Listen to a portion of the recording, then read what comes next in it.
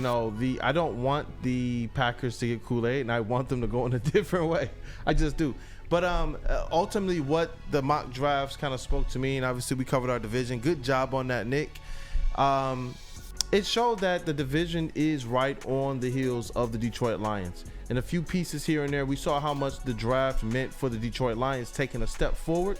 And I think that the players that you saw that they could potentially take around the NFC North can put them right back in the mix. We were able to select 4 rookies that helped to really underpin what the Detroit Lions did this year. And a lot of these teams in the NFC North, they have the right kind of like slotted in the draft at the right positions to be able to add some players to really be able to complement and help their rebuilds kind of get to that next level. I do believe that if the Bears go with Caleb Williams, there's going to be a learning curve there. I do believe that with the Minnesota Vikings, for some reason, bro, I don't know why. It just doesn't seem to matter who their quarterback is. They're always going to, for whatever reason, be in the mix at least down the end of the year and be a team that you cannot take lightly.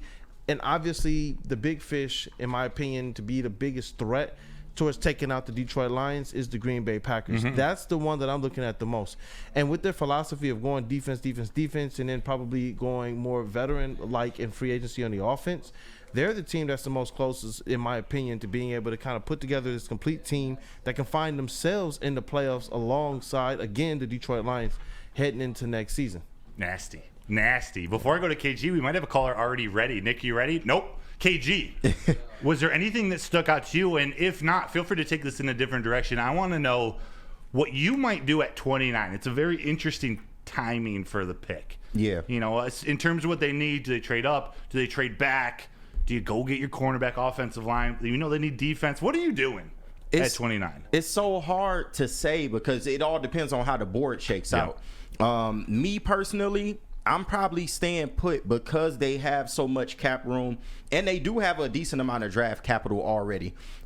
We kept our coordinators. We didn't get any extra third-round picks, but it just depends on what player falls to where. We know that players traditionally fall in the draft, and I trust Brad Holmes' judgment, man, but if you're looking at a Kool-Aid McKinstry or a Wiggins that's up there, or a Chop Robinson like I brought up yesterday for the edge rushers. Yeah. If you're looking at somebody like that and they're, still hanging around 23, 24, I would move up. I'm not doing a big leap, though. Me personally this year, I don't feel they need to move up. Oh, my God, that's static. I don't feel they need to move up too drastically. But like I said, it just all depends. But I'm staying put for the most part and just seeing what the chips, where the chips fall. Would you be upset if you stayed put and they took an offensive lineman, any of them? Nah. Would you trust Brad Holmes going offense in the first round? Yeah, I definitely trust him doing that because one, offensive line, we only go as far as the offensive line takes us. Facts. You need to reload. You need to have contingencies for your starters going down.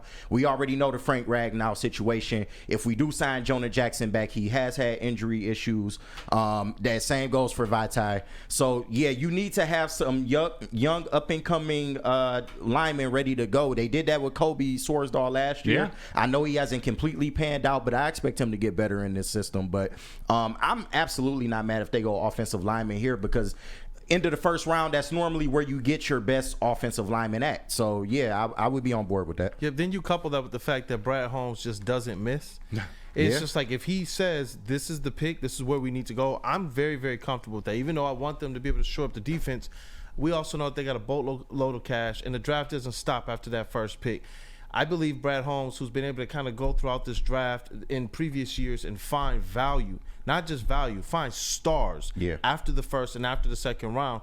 I'm very comfortable with whatever plan he lays out. And with the offensive line, we do have a couple aging offensive linemen on this team, and you want to be able to have the depth. So as you get further into this into the season next year, if somebody goes down, you know that you have somebody who could step up and replace them. And we're not sitting here wondering, like with Ioti, is this somebody that's going to be ready to play? Is this somebody, because we talked about the fact that, man, last time he had the spot start, it wasn't that good.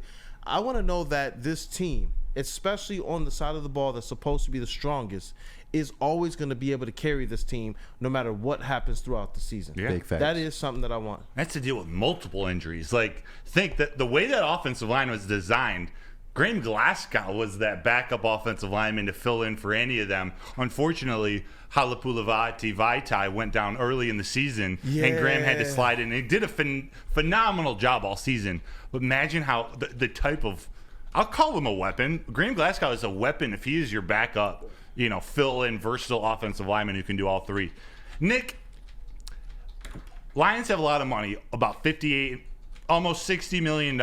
They got all these draft picks.